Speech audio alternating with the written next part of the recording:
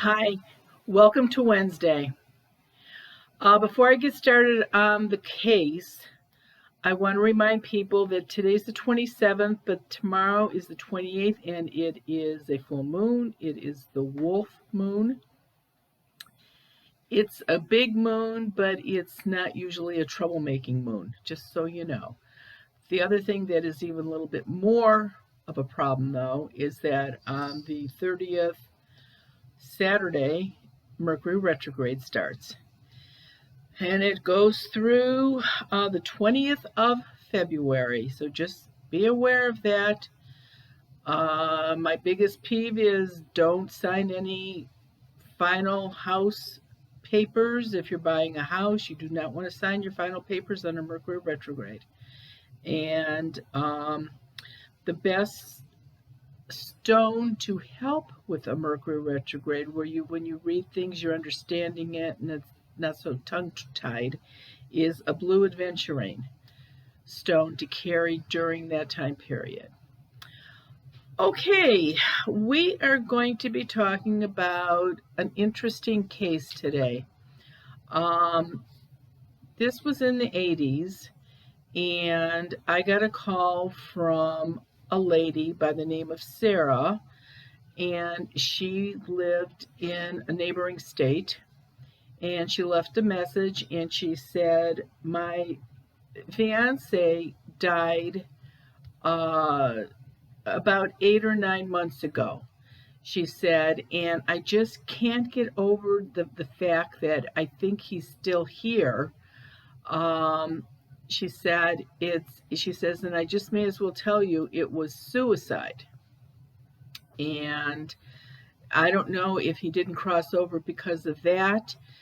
And she says, but I really need to talk to you. Will you call me back? She left her name again and her phone number. Now, because when she was talking to me, I could see a man standing behind her, a ghost, which is, as most of you know, is what I do. And good looking guy, maybe 30-ish, actually really good looking guy. And when she said suicide, he shook his head no. And I thought, that's odd. So it was probably about 4 or 5 days later, I called her, and this guy answered the phone. And I said, hi, I said, is Sarah there? And he said, who is this? And I said, my name is Mary Ann. I says, and I would like to talk to her if she's there. And he said, well, why are you calling her? What's this about? You know, that puts me right between a rock and a hard place sometimes. I don't know if wives tell their husbands they're calling me, or reversed, and you don't want to say something that you're going to get somebody in trouble about. And I said, she had left me a message and she wanted to discuss something, and so I was just calling her back. And he sort of hesitated for a minute, and he said, are you that woman? I just love when people call me that woman. And I says, I don't know, what woman? And he says, are you the lady that sees ghosts? I said, oh. I thought to myself, well, at least she told him. I said, I do. And I said, is Sarah there? And he said, no, she should be in any second, though. He said, I heard the car pull in. And he said, this is a bunch of baloney.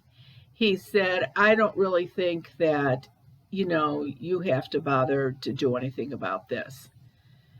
And I said, let me talk to Sarah. I said, she's the one that left the message. He said, fine. Well, I heard somebody say hi, and he said, it's that woman from Ohio. And she went, oh, good, good, good. So she picks up the phone. She said, thank you for calling me. I said, sure. She said, my fiance committed suicide like 8 months ago. And I said, okay. She said, and now, this is the thing. Now I see this ghost standing behind her again, and he's shaking his head no. And I said, okay. And she said, and I think he might be with me.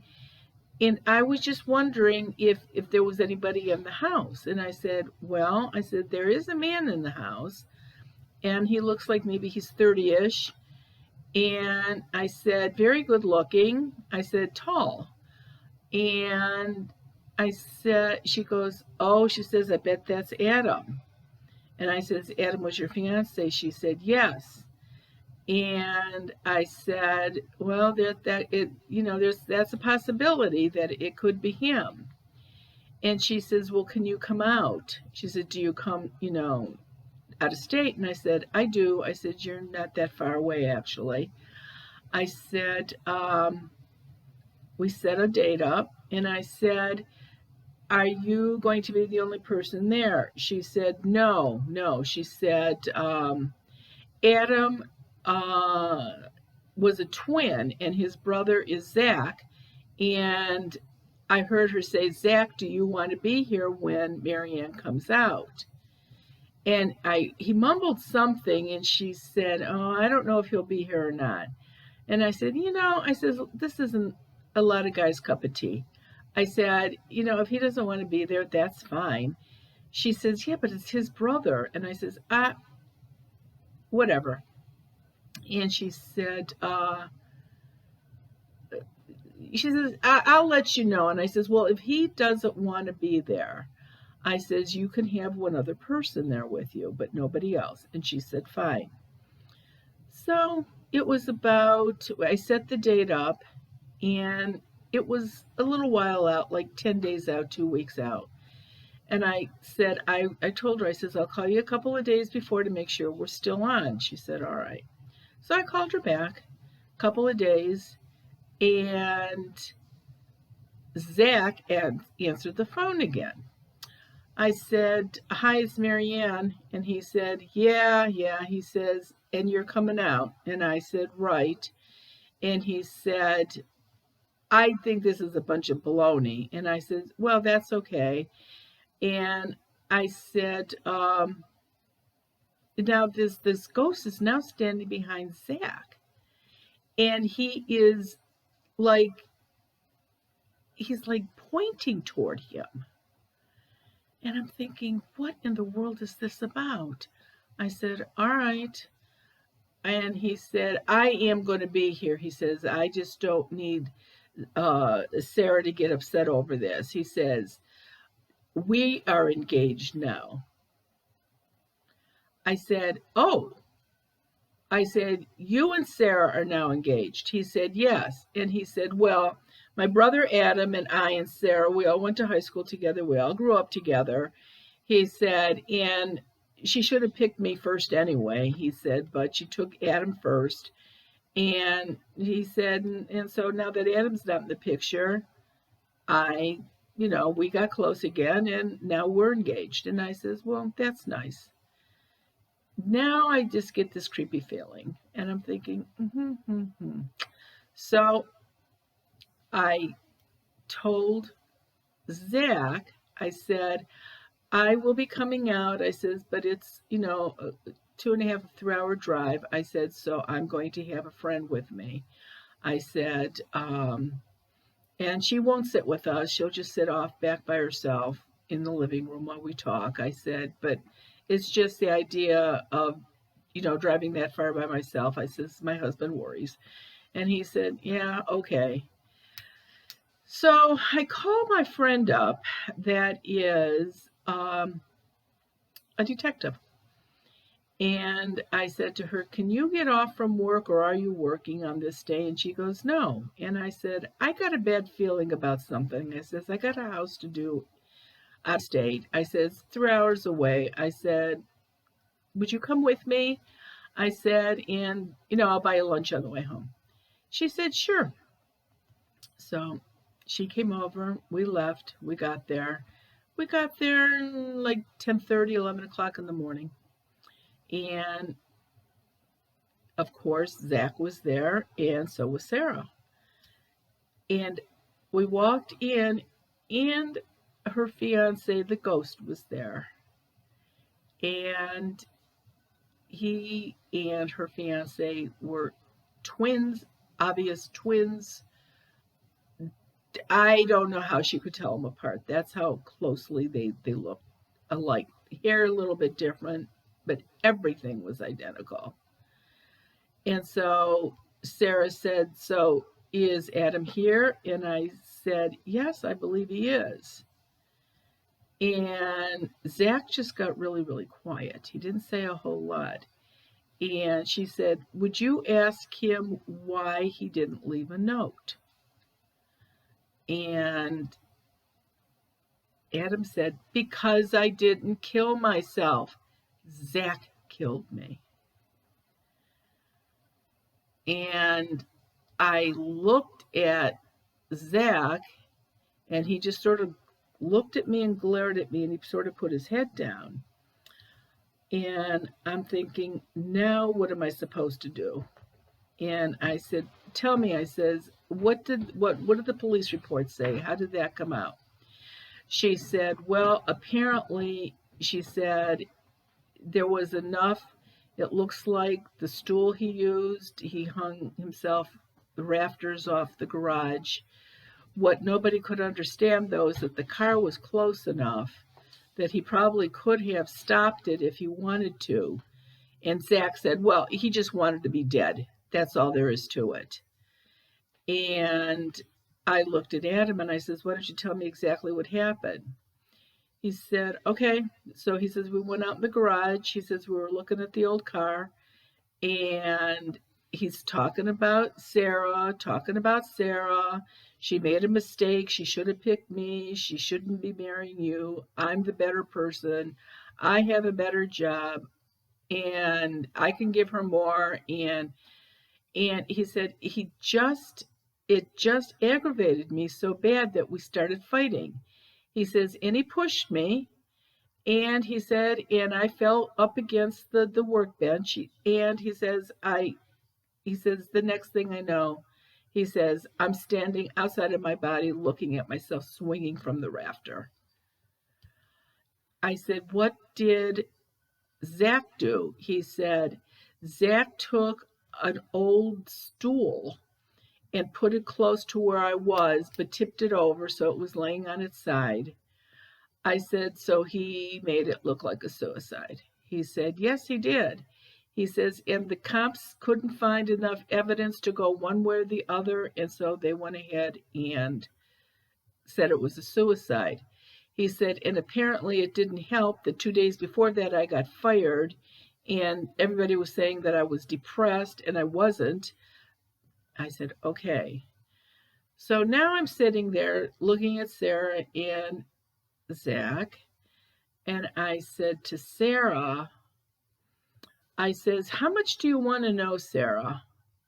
She says, "What do you mean?" And I said, "Well," I says, "I think Adam is a little bit upset that you and Zach are together." She says, "But I love them equally." She says, "And if Adam isn't here," and I said, "And you think they're that much the same?" She says, "Well, they looked identical." She says, "Their personalities, though, are totally, totally different." And I said, "Okay." And she said, "Adam was more laid back and quiet. Zach is a go-getter. He's driven." And I said, "Okay." And I looked at Zach, and I said to Zach, I said, "You know the stool that was there by his feet?" And he looked at me. He said, "What about it?" And I said, was it in the police report, anything about that stool?" And he said, "Well, they didn't understand exactly how he could have done it, but there was no other way he could have done it." And I said, "Okay." And I said to him, I said, "Do we want to just say exactly what happened here or not?" And Zach looked at me, and I said, "Is there something you want to tell Sarah?" I said, I think it's more important that you tell Sarah. And I looked at my friend that I could see her face, and I sort of gave her like a little bit of a look, and she knew she had it pegged. She knew exactly what happened. And so he said, "Yes, yes, yes." He said, "You know the truth anyway. You're going to tell Sarah." And Sarah says, "What truth?" And Zach said, "I hung him. I killed him. It was me. It wasn't a suicide. He wasn't right for you. You should have married me." Well, Sarah lost it. I mean, she was hysterical. And the detective got hold of somebody, I don't know who she got hold of, and the cops came out and they actually arrested him. And he, as far as I know, is actually still in prison. I I mean, it was he had planned the murder. It was not an accidental murder. He wanted Adam out of the picture so that he could have Sarah. And that's what happened. You know, I do a lot of work for a lot of law enforcement agencies, different agencies across the United States. And when everybody that actually uses what I can do for them realize that the only way that I can help them is if I can find the victim. I'm not a psychic, I'm not a medium. I need to find the victim if they haven't crossed over.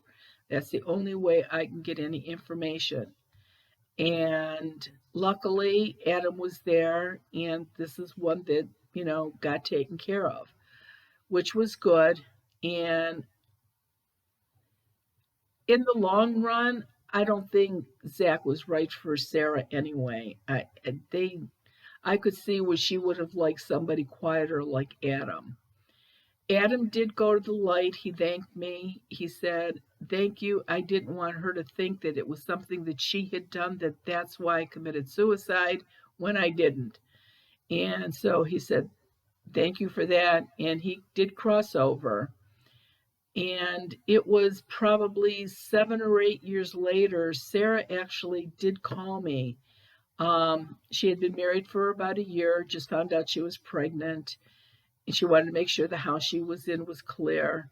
And she had told me that Zach was still in prison and that his parents were devastated. Well, imagine, your one son kills your other son.